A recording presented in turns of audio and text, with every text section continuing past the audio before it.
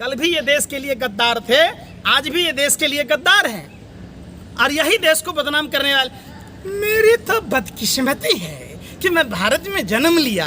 अरे भैया, ये आपका खुशनसीबी है कि आपने भारत में जन्म लिया और भारत की भूमि एक चाय वाले के बेटे को प्रधानमंत्री बना दिया।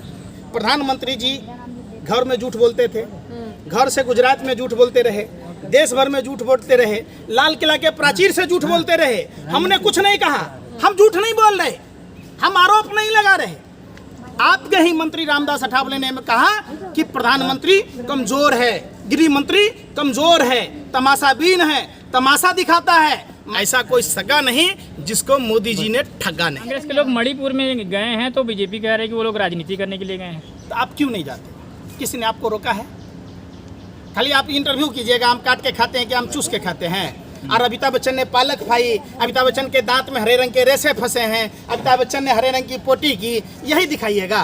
कह रहे आप दिखाइए ना भाई, मणिपुर में उस महिला के साथ दरिंदगी हुई जिसके पति ने देश की हिफाजत की, आप उस पर नहीं बोलते हैं। लेकिन मोदी जी आपने नहीं देखा, हस्तिनापुर हो या मणिपुर, देश महिलाओं के चीरहरण पर शर्मिंदा है, और आपको भी शर्मिंदा होना चाहिए। अगर आपको शर्म नहीं आ रही, आपको लोक लज्जा नहीं है, तो आप इंसान नहीं, जानवर हैं। आप जैसे पत्रकारों की देश में ज़रूरत नहीं है। आप सत्ता पक्ष के लोगों से सवाल पूछिए। आप देश में रहते हैं, देश में तमाम भाजपा के विधायक, सांसद लगभग यहाँ आते जाते रहते हैं, और सांसद और मंत्रियों का तो जमावड़ा है। आप सवाल पूछिए, आप सवाल नहीं पूछते, क्यों? ऐसी क्या व्यवस्था है? बदनाम कर रहे हैं, उनके अच्छे काम नहीं दिखते आपको।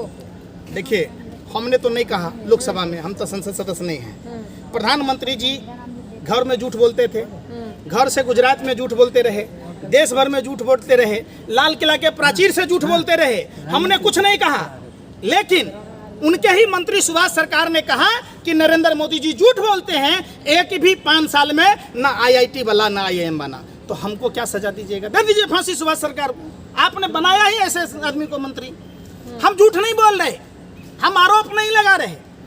आपके ही मंत्री रामदास अठावले ने कहा कि प्रधानमंत्री कमजोर है, गृह मंत्री कमजोर है, तमाशाबीन है, तमाशा दिखाता है। म्यांमार से हथियार आ रहे हैं मणिपुर में। मैंने नहीं कहा, ट्वीट किया है रामदास अठावले ने। कीजिए कार्रवाई आप उन पर। आप जब कहेंगे, आप बोलते नहीं हैं। आपका काम क्या था? लोकतंत्र का चौथा स्तंभ कहे जाते हैं आप। आपका काम है सरकार से, शासन से, सत्ता से सवाल पूछना। आप क्या करते? गलबहियां गा रहे हैं। मोदी जी कह रहे हैं कि 2000 अगली चुनाव में जो है, अगली बार अगर जीत होती है तो अर्थव्यवस्था तीसरे नंबर पे आ जाएगी, भारत की ले आ देंगे। अभी नंबर 1 पर है, 5वें पे है अभी। तब पहला बार में पहली स्थान पर आना चाहिए, दूसरी बार में दूसरी, तब ना तीसरी बार में तीसरी होगा। मतलब समझ लीजिए, जो प्रधानमंत्री ने IIT IIM के लिए बोला था, एक भी नहीं बना। तो अर्थव्यवस्था से लेना देना कुछ भी नहीं है। 2014 में भारत की अर्थव्यवस्था क्या थी? आप बताइए ना, अर्थव्यवस्था को कैसे कमजोर किया गया, कैसे फेडरल सिस्टम को डैमेज करने के लिए बैंकिंग सिस्टम को ध्वस्त किया गया। आप उस पर चर्चा कीजिए प्रधानमंत्री जी।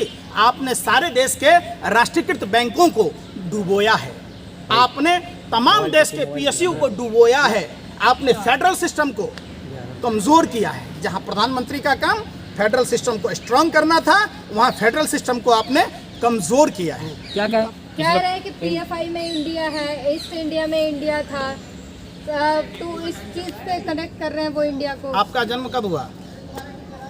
2014 तक हो गया होगा, हम उम्मीद करते हैं आप पत्रकारों का।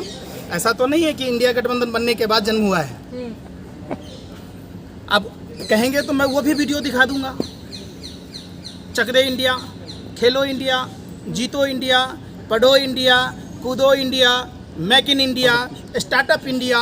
इंडिया से ही तो हर चीज मोदी का जुड़ाव होता था। क्यों? लोगों को बरगला रहे थे। भाई थोड़ा सा मोबाइल पे दे दो। अब जब इंडिया गठबंधन बन गया तो ये अंग्रेजों का नाम हो गया।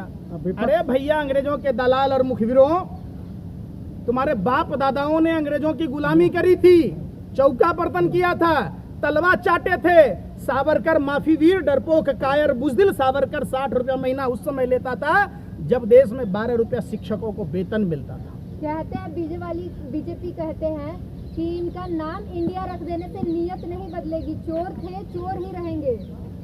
बिल्कुल कहा, अपने दिल से जानिए पराये दिल का हाल। कल भी ये देश के लिए गद्दार थे, आज भी ये देश के लिए गद्दार हैं, और यही देश को बदनाम करने वाले। मेरी तो बदकिस्मती है कि मैं भारत में जन्म लिया।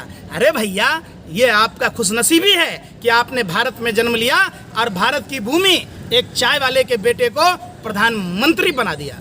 ये आपकी खुशनसीबी है।